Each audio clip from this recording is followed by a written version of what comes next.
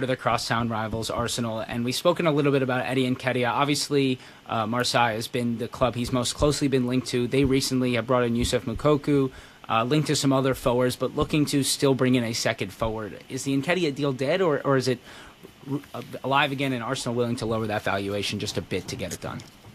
Yeah, I don't think the deal's dead by any stretch of the imagination. I think for Nketiah himself, he probably needs to move on from Arsenal this summer. He's not going to be playing regularly under Mikel Arteta, and I think at this stage of his career, he probably needs to be playing on a regular basis to try and show how good a player he is.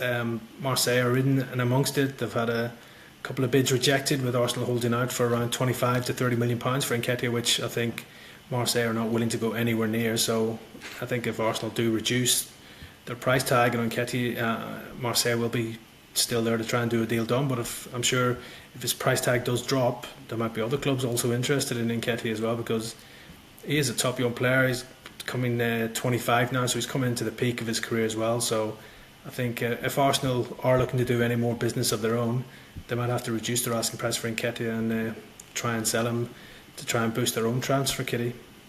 For sure, and obviously, which we've spoken about, Nketiah, Smith Rowe, another academy product who has left this summer. Reece Nelson. Seems like the links were hot. West Ham was circling, Leicester was circling, but now they've died down a bit. Definitely another player who needs to find a new home. Is there anyone else kind of circling Reece Nelson?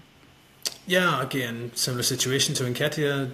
Doesn't look like he's going to figure much under Mikel Arteta in this upcoming season. As you said, there was a lot of interest from West Ham earlier in the window, but it does seem maybe they have cooled their interest, having brought in Crescencio Somerville from Leeds United. Their need for Nelson's probably not as big as it was, and they probably have moved on from Reece Nelson as well. Now they've done that deal for Somerville.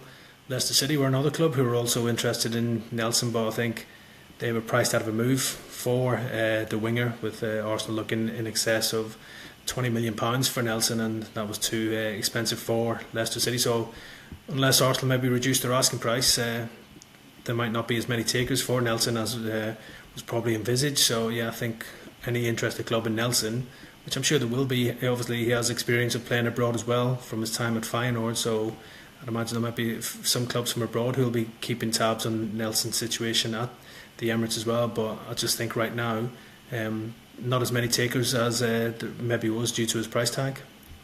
For sure. And Arsenal have obviously been linked quite a bit with Mikel Merino, who is teammates with Zubamendi at Real Sociedad. Does this Zubamendi deal affect any potential deal Arsenal can get with Merino? Or are Sociedad going to be willing to give up two of their main central midfielders? Yeah, I don't expect it to have any influence on Mikel Merino's potential move to Arsenal.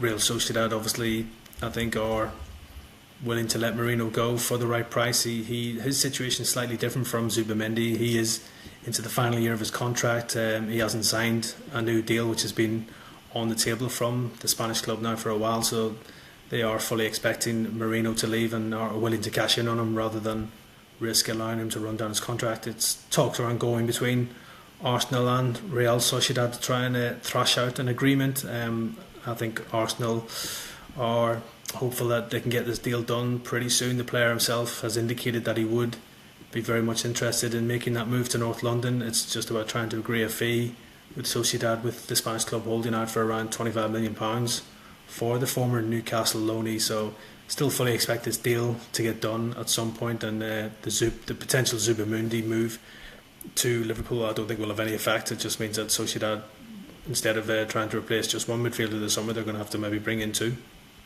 For sure. And the goalkeeper situation at Arsenal continues to be a little bit sticky, with Aaron Ramsdale, of course, being relegated to the number 2 spot behind David Raya.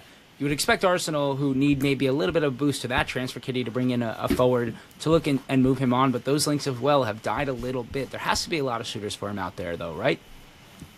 You would imagine so. He's an England international. You would think there would be lots of interest for Aaron Ramsdale, but it's probably not a lot of landing spots for him. When you look at the Premier League, most of their big clubs are all sorted with their goalkeeping situation. I think Aaron Ramsdale himself would want to probably move on from Arsenal this season in search of regular first team football. He isn't going to be happy playing second fiddle to David Raya, so I think for the good of his career he probably needs to move on. There has been a bit of talk that Wolves could be interested in Ramsdale if they were to sell their current number one Jose Sa, with maybe Dan Bentley, who's been linked with Arsenal this summer. A couple of bids have been rejected by Wolves for Bentley. He could maybe come in as a potential make-weight in the deal, and that would help boost Arsenal's goalkeeping department as well.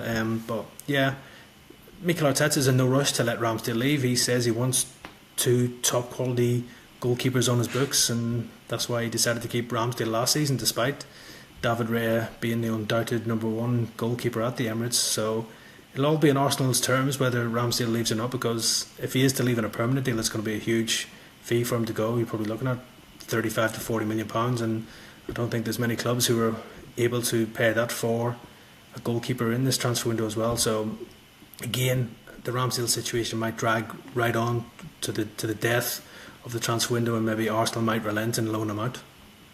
For sure. And lastly, with Arsenal, it's no secret that they've been in the market for a wide forward over the last couple of years to spell Bukayo Saka when he needs a bit of a rest. Bayern Munich have made it clear that Kingsley Coman should be made available on loan this season with potential option or obligation to buy. Is this something we could see Arsenal go for? It's a little bit older of a player than we're used to seeing them sign. He's a top player, and I'm sure there'll be a number of clubs monitoring his situation at Bayern Munich, especially if he is being made available on the market. Again, he's a top player. I'm sure Kingsley Coman would be interested in a move to Arsenal if there was a possibility of that happening, but maybe he doesn't see himself as being a backup option in the team. He maybe wants to go somewhere now and play regular first team football, which he's not been seeing too much at Bayern Munich. So at this stage of his career, maybe Kingsley Coman might have to look at his options and see which best serves him. And as I said, Arsenal, I'm sure, will be doing homework on a lot of wide forwards. As you said, it's been an area of the team that Mikel Arteta has been looking to strengthen in for a while now, but it's not been straightforward because to sign these top players does cost a lot of money as well.